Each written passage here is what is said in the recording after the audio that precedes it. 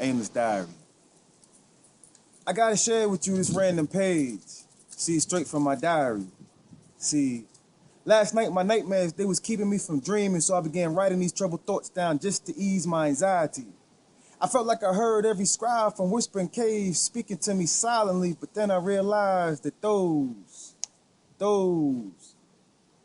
echoes were just distant sounds from my own silence. See, I write in this diary about how I cope with my own sanity in a world that's precisely violent due to the fall of humanity. I've been taught to accept the fact for my pain to be my baptism. But you see, my heart seeks more of a didactic instruction such as God's divine wisdom. I struggle daily just to keep pace with the soul of the earth, because all I see is good feuding with evil, tortured by its own hunger and thirst.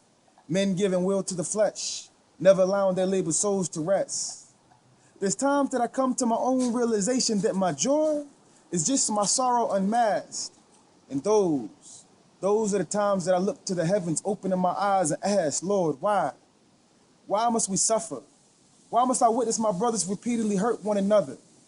Nations clashing against foreign and domestic homelands, Christians, Muslims, insurgents doing everything except peacefully shaking hands.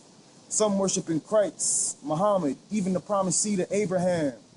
As the social media makes all religions out to be some type of conspiracy, mystifying the general population, causing the greatest mystery in history. Using tactics like the MK Ultra to control all mentality. But you see, one thing I know for sure is that they cannot remove divinity from my reality. Because once upon a time, somewhere in a boom, self-destructive state of mind, God's spirit once fell upon me. Somewhere hidden in a line of antithetical poetry. Somewhere in front of an open mic, I realized that my body is the temple that is the harp of my soul.